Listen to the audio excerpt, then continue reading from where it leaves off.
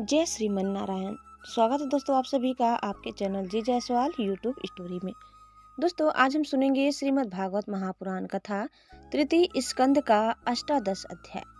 आज इस वीडियो में हम जानेंगे हिरण्याक्ष के साथ वराह भगवान का युद्ध के बारे में। श्री मैत्रेय जी ने कहा, तात वरुण जी की यह बात सुनकर वह मदोन्मत्त दैत्य बड़ा प्रसन्न हुआ। उसने उनके इस कथन पर कि तू उनके हाथ से मारा जाएगा कुछ भी ध्यान नहीं दिया और चट नारद जी से श्री हरि का पता लगाकर रसातल में पहुंच गया। वहां उसने विश्व विजयी वराह भगवान को अपनी दाढ़ों की नोक पर पृथ्वी को ऊपर की ओर ले जाते हुए देखा। वे अपने लाल लाल चमकीले नेत्रों से उसके तेज को हर लेते थे। उन्हें देखकर वह खिलखिलाकर हंस पड़ा और बोला, अरे यह जंगली पशु यहाँ जल में कहाँ से आया। फिर वराह जी से कहा, ये रे ना समझ इधर आ, इस पृथ्वी को छोड़ दे। इसे विश्व विधाता ब्रह्मा जी ने हम रसा तलवासियों के हवाले कर दिया है। रे सुख रूप धारी सुरधम मेरे, देखते देखते तू इसे लेकर कुशल पूर्वक नहीं जा सकता। तू माया से लुक छिपकर ही दैत्यों को जीत लेता और मार डालता है। क्या इसी से हमारे शत्रुओं ने हमारा नाश करने के लिए तुझे पाला है। मूढ़, तेरा बल तो योग माया ही है और कोई पुरुषार्थ तुझ में थोड़े ही है। आज तुझे समाप्त कर मैं अपने बंधुओं का शोक दूर कर दूंगा।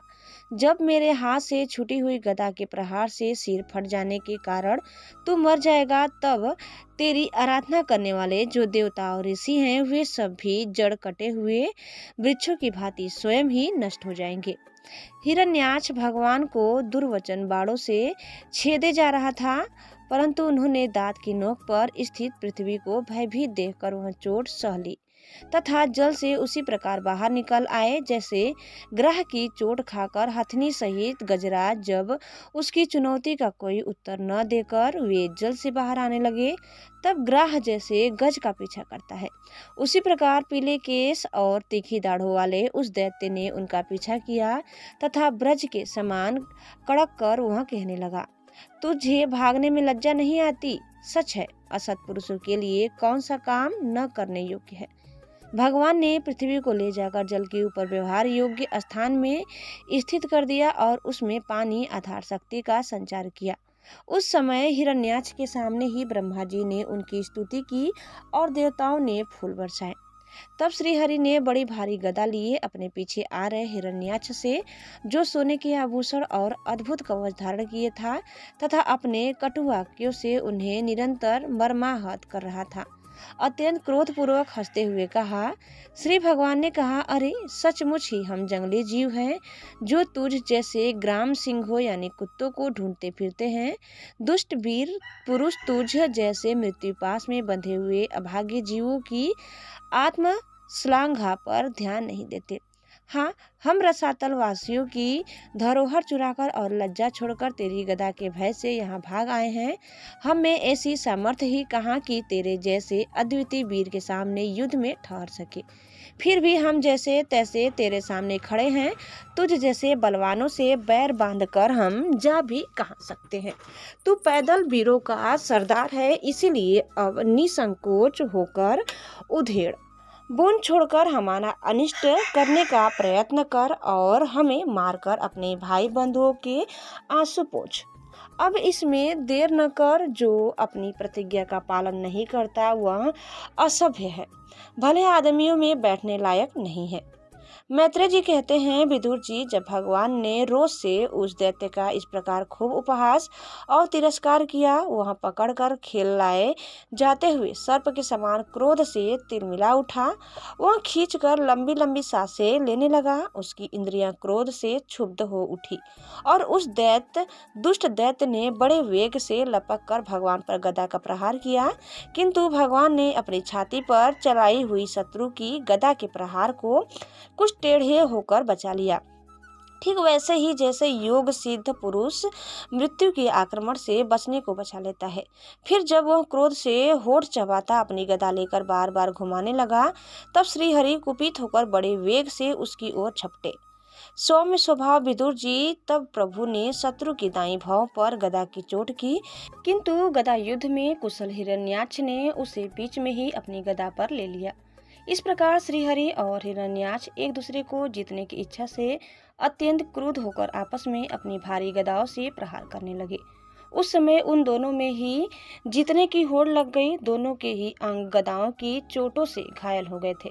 अपने अंगों के घाव से बहने वाले रुधिर की गंध से दोनों का क्रोध बढ़ रहा था और वे दोनों ही तरह तरह के पैतरे बदल रहे थे। इस प्रकार गौ के लिए आपस में लड़ने वाले दो सांडों के समान उन दोनों में एक दूसरे को जीतने की इच्छा से बड़ा भयंकर युद्ध हुआ। विदुर जी, जब इस प्रकार हिरण्याक्ष और माया से बराह रूप धारण करने वाले भगवान यज्ञ मूर्ति पृथ्वी के लिए द्वेष बांधकर युद्ध करने लगे, तब उसे देखने वहां ऋषियों के सहित ब्रह्मा जी आए। वे हजारों ऋषियों से घिरे हुए थे। जब उन्होंने देखा कि वह दैत्य बड़ा शूरवीर है, उसमें भय नाम भी नहीं है, वह मुकाबला करने में भी समर्थ है और उसमें पराक्रम को चूर्ण करना कठिन काम है, तब वे भगवान आदि सुख रूप नारायण से इस प्रकार कहने लगे। श्री ब्रह्मा जी ने कहा, देव, मुझसे वर पाकर यह दुष्ट दैत्य बड़ा प्रबल हो गया है। इस समय यह आपके चरणों की शरण में रहने वाले देवताओं, ब्राह्मणों, गौओं तथा अन्य निरपराध जीवों को बहुत ही हानि पहुंचाने वाले, दुखदायी और भयप्रद हो रहा है। इसकी जोड़ का और कोई योद्धा नहीं है, इसलिए यह महाकंटक अपना मुकाबला करने वाले वीर की खोज में समस्त लोकों में घूम रहा है। यह दुष्ट बड़ा ही मायावी, घमंडी और निरंकुश है। बच्चा जिस प्रकार क्रुद्ध हुए सांप से खेलता है, वैसे ही आप इसे खिलवाड़ न करें। देव अच्युत, जब तक यह दारुण दैत्य अपनी बल वृद्धि बेला को पाकर प्रबल हो, उससे पहले ही आप अपनी योग माया को स्वीकार करके इस पापी को मार डालिए। प्रभु देखिए, लोगों का संहार करने वाली संध्या की भयंकर बेला आना ही चाहती है। सर्वात्मन, आप उससे पहले ही इस असुर को मारकर देवताओं को विजय प्रदान कीजिए। इस समय अभिजीत नामक मंगलमय मुहूर्त का भी योग आ गया है, अतः अपने सुहृद हम लोगों के कल्याण के लिए शीघ्र ही इस दुर्जय दैत्य से निपट लीजिए। प्रभु, इसकी मृत्यु आपके ही साथ बधी है। हम लोगों के बड़े भाग्य है। अब आप युद्ध में बलपूर्वक इसे मारकर लोगों को शांति प्रदान कीजिए। दोस्तों, कथा समाप्त होता है। आगे की कथा सुनने के लिए आप दूसरे वीडियो को अवश्य देखिए।